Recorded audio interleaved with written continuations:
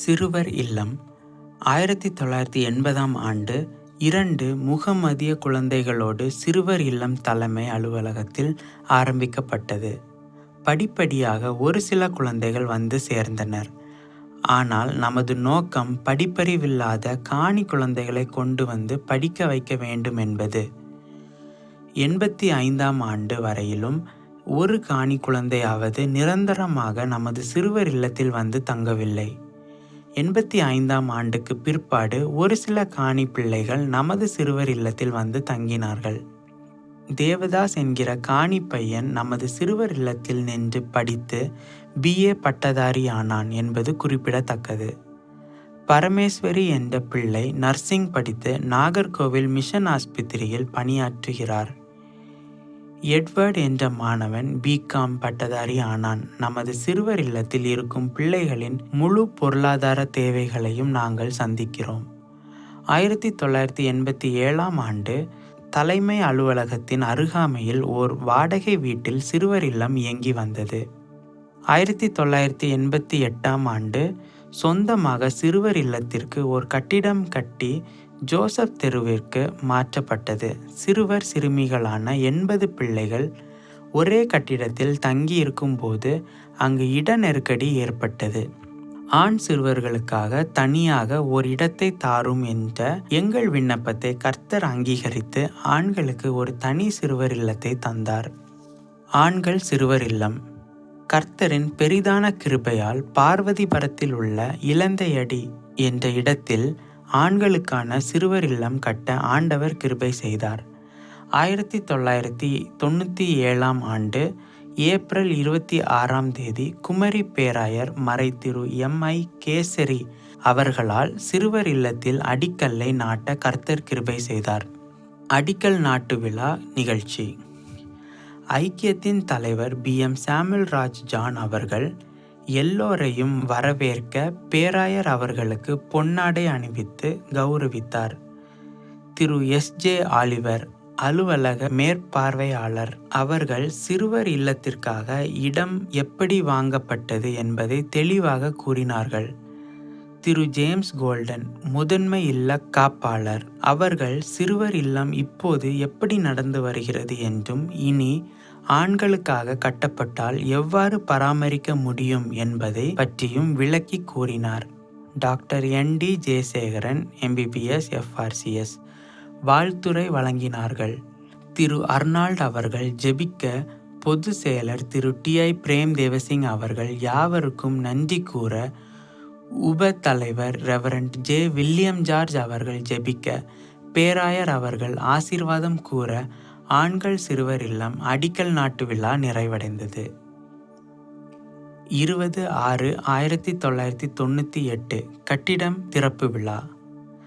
ஆண்கள் இல்லத்தில் ஒவ்வொரு அறை: அலுவலக அறை, காப்பாளர் அறை, பெனியல் ஆண்கள் அறை, உதவி காப்பாளர் அறை, மேல்மாடி படிக்கட்டு அறை, விருந்தினர் அறை, ஸ்பெஷல் கேர் ரூம்.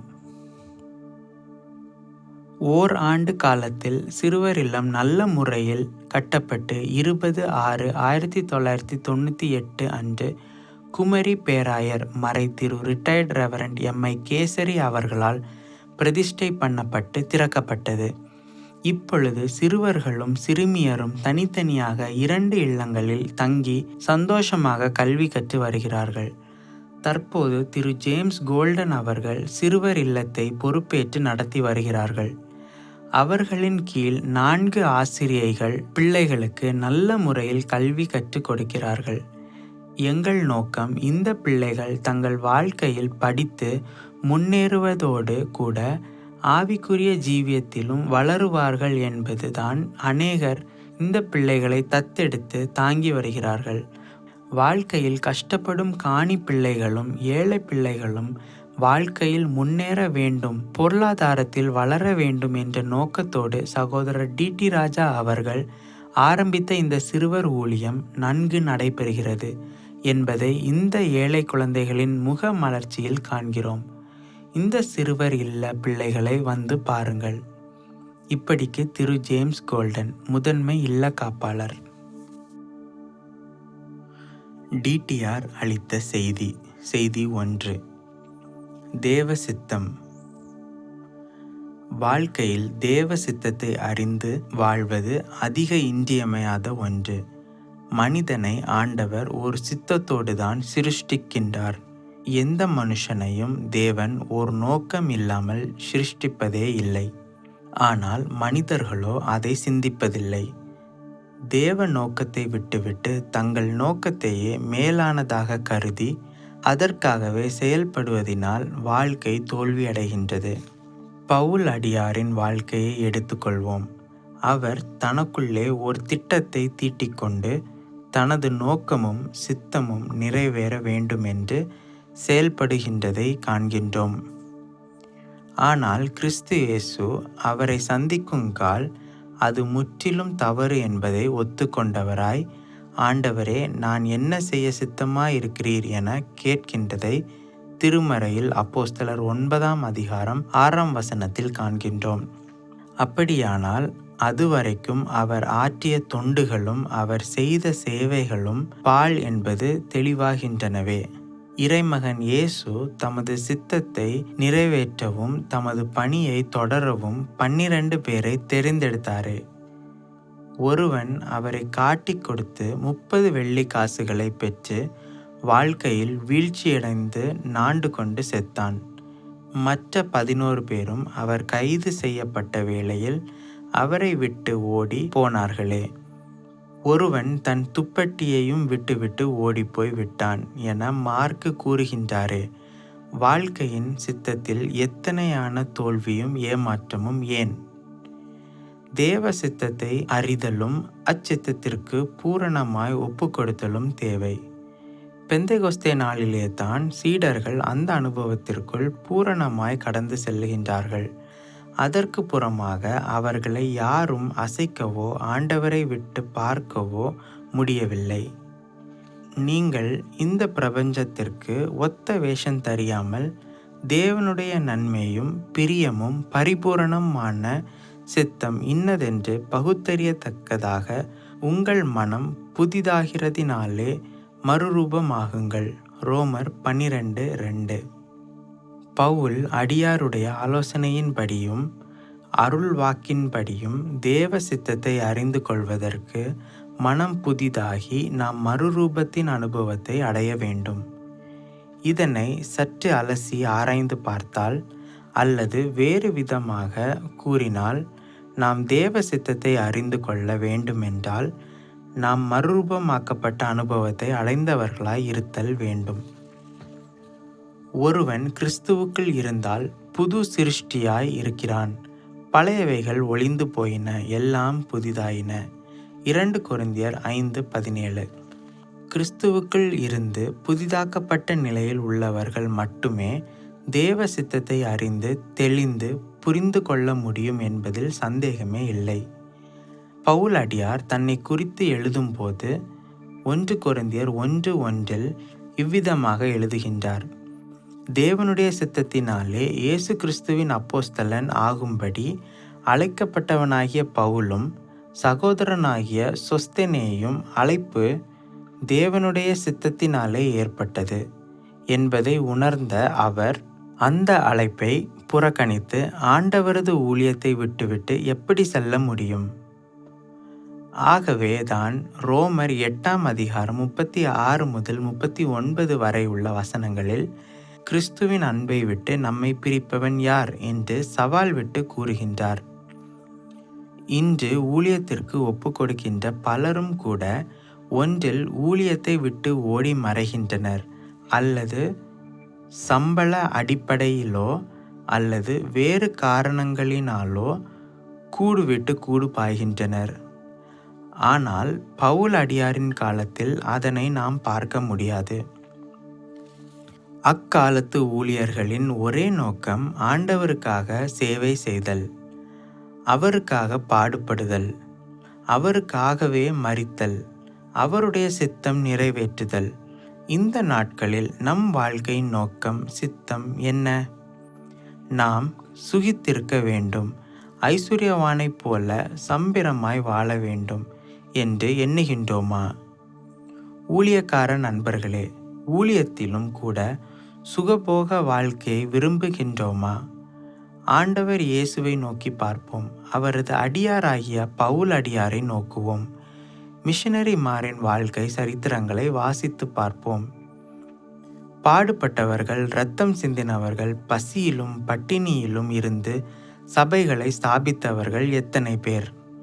அப்படிப்பட்ட உண்மை மிஷனரிகளாய் மாற கர்த்தர் அருள் புரிவாராக. தேவ சித்தம் நம்மில் நிறைவேற அவர் சமூகத்தில் ஜெபத்துடன் காத்திருப்போம். செய்தி 2. அண்ணன் DTR அவர்கள் 1982 கொடுத்த நற்செய்தி. கொடுத்தவன் குறையடையாதவன். வறுமை, வாழ்க்கையில் கண்டிராத வறுமை, பஞ்சம், இதுவரை கேள்விப்பட்டிராத கடும் பஞ்சம், மக்கள் மடிகிறார்கள், ஆயிரக்கணக்கானோர் மாண்டு மடிகின்றனர், எண்ணற்றோர் இறந்து கொண்டே இருக்கின்றனர். மழை இல்லை, தண்ணீர் இல்லை, ஆகாரம் இல்லை, ஆகாரம் கிடைக்க வழி இல்லை. அங்கும் இங்கும் மக்கள் ஓடி அலைகின்றனர், கதறி அழுகின்றனர். பிள்ளைகள் பெற்றோரின் முகத்தையும் பார்த்து மனம் பதறுகின்றனர். பச்சிளம் குழந்தைகள் பாலின்றி கதறி அலறுகின்றதை பாலியற் பசியின் கொடுமையால் ஏங்கி புலம்புகின்றனர். பெற்றோர் இக்காட்சியினை கண்டு கண் கலங்கி மனம் நொந்து மூர்ச்சையுட்டு விழுகின்றனர். இது ஓர் குடும்பம். இந்நிலையில் ஓர் சிறு குடும்பம், ஏழை குடும்பம், ஓர் தாயும் மகனும் மட்டும் தாயின் வேதனை சகிக்க முடியவில்லை. ஆகாரம் இன்னும் ஒரு நேரத்திற்கு மட்டுமே போதுமானது. வேறு யாரிடமும் கேட்கவும் வழியில்லை. கேட்டாலும் கிடைக்காது. அப்படியானால் என்ன செய்வது? இருவரும் யோசிக்கின்றனர். நாளைக்கு காலையில் நம்மிடம் உள்ள மாவையும் அப்பம் சுட்டு சாப்பிடலாம். சாப்பிட்டுவிட்டு மரிக்கலாம். பரிதாப நிலை. ஆம், மரணம் நெருங்குகின்றது. கடைசி நேர ஆகாரத்திற்காக ஆயத்தம் செய்கிறாள் அந்த ஏழை தாய். அந்த வேளையில் அவர்கள் கடைசி ஆகாரத்தையும் மகிழ்ச்சியாய் புசிக்க முடியாமல் ஓர் முட்டுக்கட்டை என்ன? ஓர் ஏழை பரதேசி வந்து கேட்கிறார், எனக்கு கொஞ்சம் தண்ணீர் கொடு. அவள் தண்ணீர் கொண்டு வரப்போகிற போது, கொஞ்சம் அப்பமும் உன் கையிலே எனக்கு கொண்டு வா என்று பிச்சைக்காரன் போல கேட்கிறார். ஆனால் அவர் கேட்ட குரல் அவள் உள்ளத்தையே இரண்டாய் பிளந்தது.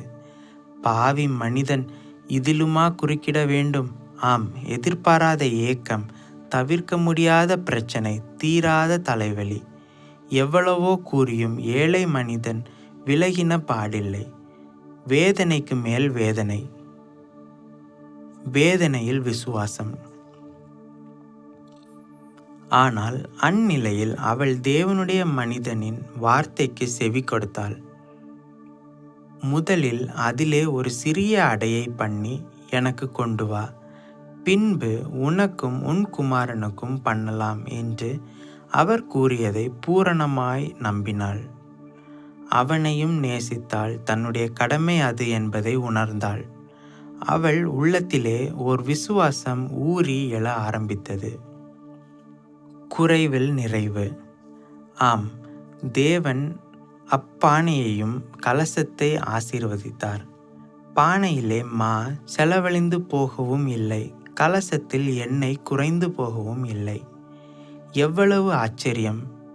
விதவையும் மகனும் எலியாவும் சம்பூரணமாய் சாப்பிட்டனர். எந்தவித குறைவும் இல்லை. தேவன் கூறுகின்றார், கொடுங்கள், அப்பொழுது உங்களுக்கு கொடுக்கப்படும்.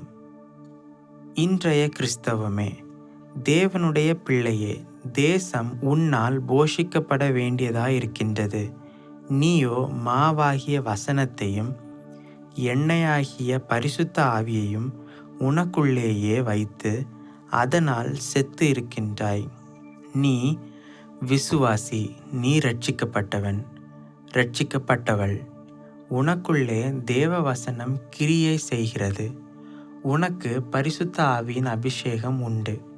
ஆனால் உன் நிலைமை என்ன? நான், என் குடும்பம், என் குழு, என் சபை, என் ஊழியம், நாங்கள் எங்களுடையது என்று கூறி கூறி சாவை எதிர்நோக்கி கொண்டிருக்கின்றாய். உன் தாளந்தை ஆத்தும ஆதாயத்திற்காய் செலவு செய்கின்றாயா? உன் பணம் ஆத்துமாக்களுக்காய் அல்லது தேவனுக்கு கொடுக்க வேண்டியதை கொடுத்த பின் மீதியை உனக்காக செலவு செய்கின்றாயா? சுவிசேஷத்தின் தேவை. சம்பூரணமாய் சாப்பிடும் விசுவாசியே, தாராளமாய் உடுத்து வாழும் இரட்சிக்கப்பட்ட ஜனமே, உண்ண ஆகாரமின்றி உடுக்க வஸ்திரமின்றி தரித்திரத்திற்குள் மூழ்கி கிடக்கும் நம் தாய்நாட்டு மக்கள் எத்தனை ஆயிரம் தெரியுமா? காணிக்காரர் மத்தியில் சுவிசேஷ ஊழியம் செய்ய சென்றால் அவர்கள் கேட்பது என்ன தெரியுமா? அரிசி இருக்கிறதா? துணி கொண்டு வந்தீர்களா? இன்று இந்தியாவின் பல பாகங்களிலும் மக்கள் படும் வேதனை தெரியுமா? சாப்பாடின்றி பட்டினியால் வாடுவோர் ஒரு பக்கம், சுவிசேஷம் கேட்கப்படாமல் நரக கொள்ளிகளாய் மாழ்வோர் மற்றொரு பக்கம். ஆனால் தங்களையும் தங்களுக்குரியவைகளையும் கர்த்தரின் சமூகத்தில் கொடுப்போரை தேவன் ஆசீர்வதித்தே வருகிறார். சாரிபாத்தூர் விதவையை ஆசீர்வதித்த தேவன் இன்னும் ஜீவனுள்ளவராகவே இருக்கின்றார். கோதுமை மணியானது நிலத்தில் விழுந்து சாகாவிட்டால் தனித்திருக்கும், செத்ததே ஆகில் மிகுந்த பலனை கொடுக்கும். சகோதரியே, சகோதரனே, முதலாவது நம்மை, நம் சுயத்தை, நமது பெருமையை எல்லாம் சிலுவைக்கு ஒப்பு கொடுத்து நமது தாளந்துகளையும் நம்மையும் நமக்குரியவற்றையும் அவருக்காய் பிரதிஷ்டை செய்வோம். அந்நேரம் முதலே அவருடைய ஊழியத்தில் ஓர் விசேஷித்த மாறுதலை காண்போம். ஓர் பெரிய ஆசீர்வாதத்தை கண்டடைவோம். விஞ்ஞானத்தின் விரைவு. அருமையான தேவனுடைய மக்களே, இன்று நாகரிகத்திற்கு குறைவில்லை, அறிவு வளர்ச்சிக்கு குறைவில்லை, நிர்வாண நடனங்கள் காட்சிகளுக்கு குறைவில்லை, விஞ்ஞான முன்னேற்றத்திற்கு குறைவில்லை. ஓர் பெரிய விஞ்ஞானி கூறுகிறார், கடந்த 5000 ஆண்டுகளாய் விஞ்ஞானத்தில் கண்டுபிடித்தவை 10%, கடந்த 50 ஆண்டுகளாய் விஞ்ஞானத்தில் கண்டுபிடித்தவை 90%. எவ்வளவு முன்னேற்றம்! ஆனால் இதனால் மனிதனுக்கு சமாதானம் உண்டா? அவருக்காய் அர்ப்பணிப்போம். விசுவாசிகளுக்குள் முன்னேற்றம் யாது? நீ உன் ஆண்டவருக்காய் செய்யும் சேவையில் உள்ள முன்னேற்றம் யாது? திருச்சபையில் காணும் முன்னேற்றம் யாது? ஆத்துமாக்கள் ஆண்டவருக்காய் ஆதாயப்பட நீ எடுத்துள்ள முயற்சியில் உள்ள முன்னேற்றம் யாது? சகோதரரே, சகோதரியே, செலுத்த வேண்டிய கிரயம் செலுத்தியே ஆக வேண்டும். உன்னையும் உனக்குள்ள யாவையும் உன் ஆண்டவருக்கு கொடு. அவர் உனக்கு வேண்டிய கிருபைகளை தாராளமாய் தந்தருளுவார். அவர் தம்மைத்தாமே பலியாய் உனக்கு கொடுத்தார். அவர் உனக்காய் எல்லாவற்றையும் கொடுத்து விட்டார். உலகம் கொடுக்க முடியாததுமான சமாதானத்தையும் உனக்கு வாக்களித்துள்ளார். நீ அவருக்காய் கொடுப்பது என்ன?